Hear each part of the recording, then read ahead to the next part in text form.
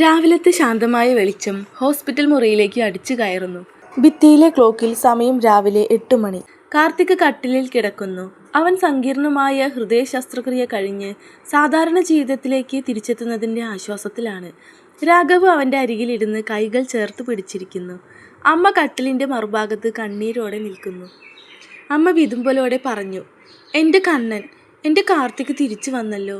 ഈ ഒരു ദിവസത്തിന് വേണ്ടിയാ അമ്മ പ്രാർത്ഥിക്കാത്ത ദൈവങ്ങളില്ല. രാഘവ് തടവിക്കൊണ്ട് പറഞ്ഞു. അമ്മ കരയേണ്ട, ഡോക്ടർ പറഞ്ഞില്ലേ സർജറി പൂർണ്ണമായും വിജയകരമാണ്. നമ്മുടെ കാർത്തിക്കിന് ഇനി പഴയതുപോലെ ഓടി നടക്കാം. അച്ഛൻ നമ്മളെ ഉപേക്ഷിച്ച് പോയെങ്കിലും അവൻ്റെ ജീവൻ രക്ഷിക്കാൻ സാധിച്ചതാണ് അമ്മേ നമ്മുടെ വലിയ വിജയം. കാർത്തിക് ക്ഷീണിച്ച ശബ്ദത്തിൽ പുഞ്ചിരിച്ചുകൊണ്ട് പറഞ്ഞു. ഏട്ടാ, അമ്മയെ വെറുതെ കരയിപ്പിക്കല്ലേ.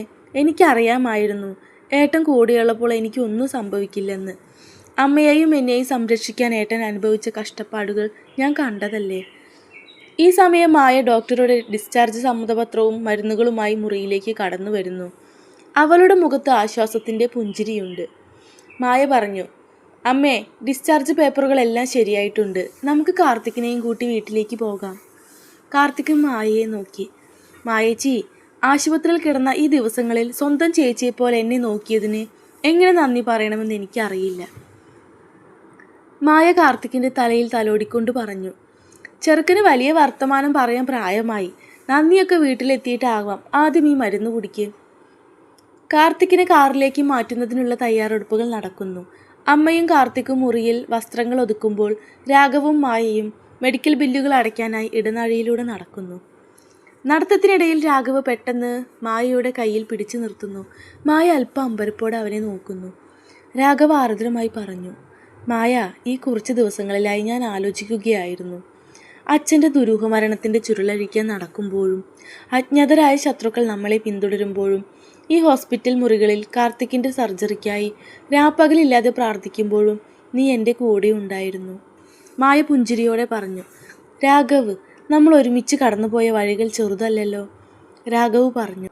അതെ, പക്ഷെ എന്തിനായിരുന്നു മായ ഇത്രയും? ഒരന്യനായിരുന്ന എൻ്റെയും കുടുംബത്തിൻ്റെയും കൂടെ സ്വന്തം ജീവൻ പണയം വെച്ച് നീ എന്തിനാണ് ഉറച്ചു നിന്നത്?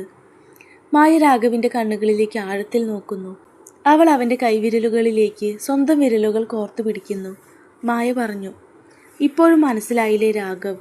അന്ന് ഹോസ്പിറ്റലിൻ്റെ ഇടനാഴിയിൽ വെച്ച് കാർത്തിക്കിൻ്റെ രോഗവിവരം അറിഞ്ഞ് തകർന്നു പോയ നിന്നെ ഞാൻ കണ്ടു. അന്ന് നിന്റെ കണ്ണുകളിൽ കണ്ട ഭയവും വേദനയും എൻ്റെ നെഞ്ചിലാണ് തട്ടിയത്. അത് വെറുമൊരു അനുകമ്പയായിരുന്നില്ല. നിന്റെ സന്തോഷവും സങ്കടവും എൻ്റേത് കൂടിയാണെന്ന തിരിച്ചറിവായിരുന്നു. നിന്നോട് എനിക്കുണ്ടായിരുന്നത് കേവല സൗഹൃദമല്ല, അതിനേക്കാൾ ആഴമുള്ള പ്രണയം. രാഘവ് മായയെ ചേർത്തണയ്ക്കുന്നു. രണ്ടുപേരുടെയും കണ്ണുകൾ ഈറനണിയുന്നു. രാഘവ് പറഞ്ഞു. എൻ്റെ ജീവിതത്തിലെ ഏറ്റവും വലിയ ഇരുട്ടിലാണ് നീ വെളിച്ചമായി വന്നത്. അച്ഛനെയും കമ്പനിയെയും നഷ്ടപ്പെട്ട് അനിയൻ്റെ ജീവനായി യാചിച്ച എനിക്ക് ദൈവം തന്ന ഏറ്റവും വലിയ നിധിയാണ് നീ. ഇനി ജീവിതകാലം മുഴുവൻ ഈ കൈ എനിക്ക് തരുമോ മായ? മായ രാഘവിൻ്റെ നെഞ്ചിലേക്ക് ചാരി. ഈ കൈ ഇനി രാഘവിൻ്റേത് മാത്രമാണ്, മരണം വരെ. വർഷങ്ങളായി അടച്ചിട്ടിരുന്ന ശത്രുക്കളിൽ നിന്ന് തിരിച്ചു കിട്ടിയ രാഘവിൻ്റെ കുടുംബ വീട്. വീടിൻ്റെ ഉമ്മറത്ത് നിലവിളക്ക് കൊളുത്തി വെച്ചിട്ടുണ്ട്. രാഘവിൻ്റെ കാർ മുറ്റത്ത് വന്ന് നിൽക്കുന്നു. കാറിൽ നിന്ന് രാഘവും മായയും ചേർന്ന് കാർത്തിക്കിനെ ഇറക്കുന്നു. അമ്മ കാറിന് മുന്നിൽ വന്ന് കാർത്തിക്കിനെയും രാഘവിനെയും മായയെയും ഒഴിയുന്നു. അമ്മ പറഞ്ഞു, എൻ്റെ കുട്ടികൾ ഒരുപാട് അനുഭവിച്ചു. അച്ഛൻ്റെ വേർപാടും ശത്രുക്കളുടെ ചതികളും രോഗവുമെല്ലാം നമ്മൾ മറികടന്നു. ഈ വീടിൻ്റെ ഐശ്വര്യം തിരികെ വന്ന ദിവസമാണിന്ന്. അമ്മ കാർത്തിക്കിനെ ഉമ്മറത്തെ ചാരുകസേരയിലേക്ക് ഇരുത്തുന്നു. തുടർന്ന് അമ്മ മായയുടെ അരികിലേക്ക് ചെന്ന് തൻ്റെ കയ്യിലെ പാരമ്പര്യമായി കിട്ടിയ തങ്കവള ഊരി മായയുടെ കൈകളിലേക്ക് അണിയിക്കുന്നു. മായ അമ്പരപ്പോടെ പറഞ്ഞു, അമ്മേ, ഇത്? അമ്മ കണ്ണീരോടെ പുഞ്ചിരിച്ചു. ഇതെൻ്റെ അമ്മ എനിക്ക് തന്നതാണ്. ഈ കുടുംബത്തിൻ്റെ ദേവിയായി എൻ്റെ രാഘവന് തണലായി നിന്നത് നീയാണ് മായ.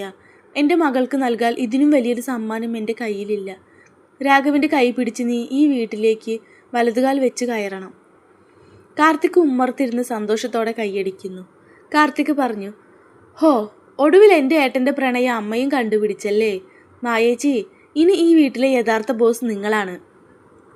എല്ലാവരും പൊട്ടിച്ചിരിക്കുന്നു. രാഘവ് മായയുടെ കൈകൾ ചേർത്ത് പിടിക്കുന്നു. വീടിൻ്റെ പൂമുഖത്ത് സന്ധ്യാദീപം തെളിയുന്നു. കാർത്തിക് അകത്ത് വിശ്രമിക്കുന്നു. ബാൽക്കണിയിൽ രാഘവും മായയും പരസ്പരം ചേർന്ന് നിൽക്കുന്നു. രാഘവ് പറഞ്ഞു, എല്ലാം ഒരു സ്വപ്നം പോലെ തോന്നുന്നു മായ. ആ ക്രൂരനായ നാലാമൻ അഴികൾക്കുള്ളിലായി.